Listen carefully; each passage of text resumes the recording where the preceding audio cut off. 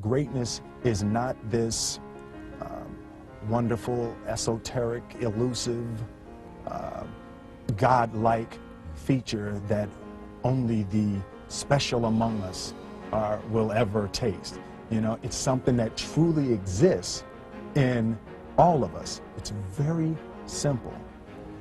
This is what I believe, and I'm willing to die for it. Period. It's that simple. I know who I am, and I know what I believe. I know who I am, I know what I believe. That's all I need to know. And that's all I need to know. So from there, you do what you need to do.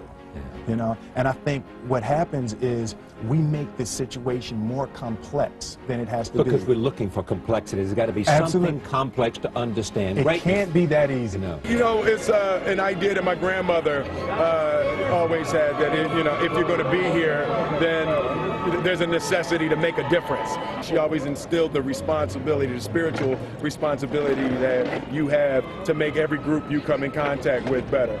I want to do good.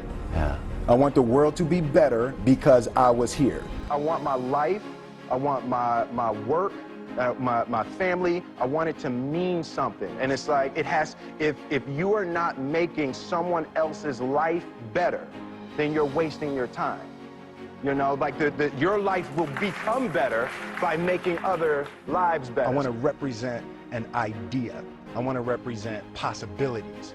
I want to represent the idea that you really can make what you want. One of my favorite books is the Alchemist, Paulo Coelho, and that's just, I just believe that. I believe that I can create whatever I want to create. The first step before anybody else in the world believes it is you have to believe it.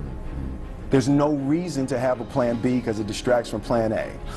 I think that there's a certain delusional quality that all successful people have to have.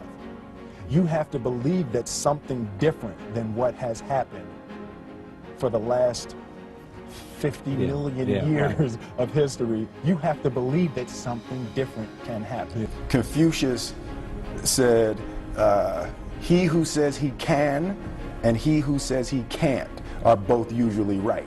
Being realistic is the most commonly traveled road to mediocrity. Why would you be realistic? What's the point of being realistic? Just put up a barrier. Yeah, I'm going to do it. It's done. It's already done. The second I decide it's done, it's already done. So now we just got to wait for y'all to see. It's unrealistic to walk in a room and flip a switch and lights come on. That's unrealistic.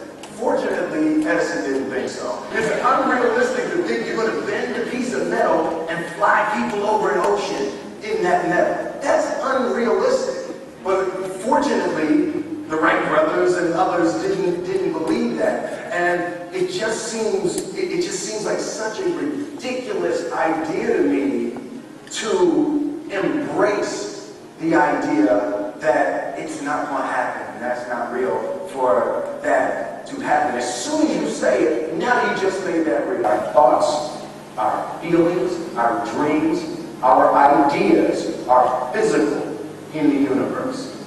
That if we dream something, if we picture something, if we commit ourselves to it, that is a physical thrust towards realization that we can put into the universe. That the universe is not a thing that's going to push us around. That the world and people and situations are not something that are going to push us around. That we are going to bend the universe and command and demand that the universe become what we want it to be. I study the patterns of the universe. There's a redemptive power that making a choice has, you know, rather than feeling like you're at effect to all the things that are happening.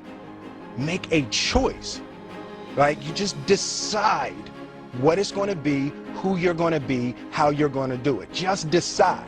And then from that point, the universe is going to get out your way. It's like it's water. It wants to move and go around stuff, you know. You know, there's a flow of the universe that I've grown to know just how to go with it.